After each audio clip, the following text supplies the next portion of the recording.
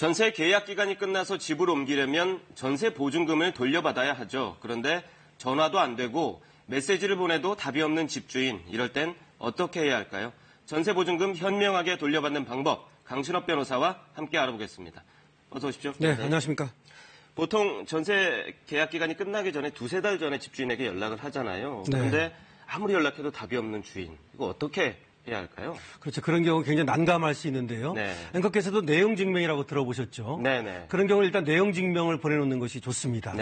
내용 증명이라고 하는 것은 뭐냐면 쉽게 얘기하면 편지를 보내는데 그 내용과 날짜, 이거를 우체국에서 확인받는 걸 말합니다. 그러면 언제 보냈는지 그 날짜가 이제 정해지는 것이죠. 그다음에 그 내용도 어떤 내용을 보냈는지 이런 것들이 이제 나중에 증거로 남게 됩니다. 그러니까 그런 사실을 통지했다라는 증거가 되는 것이고요.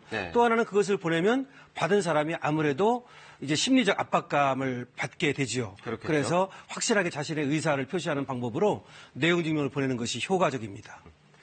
그러면 내용 증명을 제가 직접 보내도 되나요? 아니면 법적 효력을 높이기 위해서 혹시 변호사가 보내는 게 더 효과적일까요? 어떻습니까? 내용 증명 실제로 많이 이들을 이용하고 있습니다. 그런데 변호사를 통해서 보내거나 본인이 보내거나 그 효력의 차이가 없습니다. 그래서 본인 이름으로 보내도 충분하고요.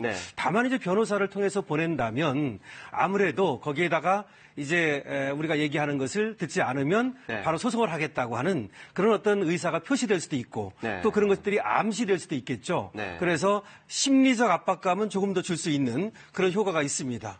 그런데 만약에 어차피 소송을 전제하고 있다면 그 소송에 하기 전에 그것까지 포함해서 변호사에게 부탁하는 것도 하나의 방법이죠. 보통 변호사 선임하는 비용이 만만치 않기 때문에 개인이 보내도 된다고 하니까 이게 참 다행인데요. 혹시 형식 같은 게 좀 지켜야 할 것들이 있나요? 일단 내용 증명이라고 하는 것은 형식이 없습니다. 쉽게 생각하면 됩니다. 편지로 쓰면 됩니다. 아니면은 컴퓨터로 치게 되면은 뭐 A4 용지에다 쓰면 되겠죠. 그렇게 해가지고 똑같이 만약에 컴퓨터에 썼다면 석장을 빼면 됩니다. 똑같은 거를. 같은 내용을 3장이요? 그렇죠. 만약에 편지로 썼다면 2장을 복사를 하면 되겠죠. 그래서 이 3장을 가지고 우체국을 갑니다.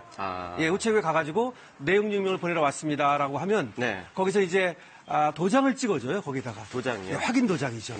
그리고서 한 통은 우체국에서 보관하고 한 통은 보내고. 수신인한테 말이죠. 한 통은 자기가 이제 갖고 오는 겁니다.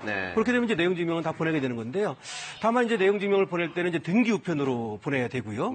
근데 요새는 이제 발달을 해가지고 인터넷 우체국이라는 게 있어요. 인터넷 우체국? 그러니까 쉽게 말하면 우체국 직접 안 가도 인터넷 우체국이라고 쳐보면 컴퓨터에서 그 절차가 있습니다. 그래서 그걸 배워서 할 수도 있고요. 그러니까 그걸 자주 보내는 사람들은 이 인터넷 우체국을 이용하는 것도 하나의 방법이겠죠.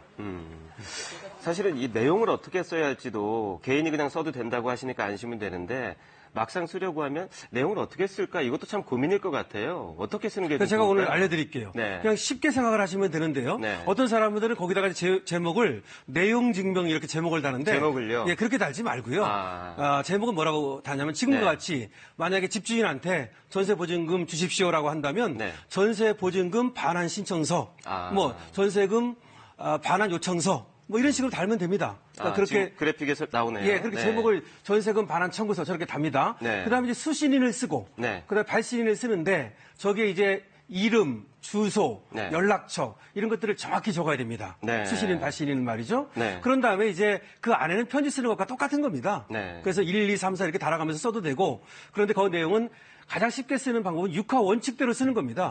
항상 무엇을 쓸 때는 육하 원칙, 언제 어디서 무엇을 어떻게 이게 들어가야 되는 거거든요. 그래서 이제 그 내용은 임대차 계약을 언제 맺었다. 그 내용은 무엇이다. 그런데 그 임대차 계약이 종료됐다.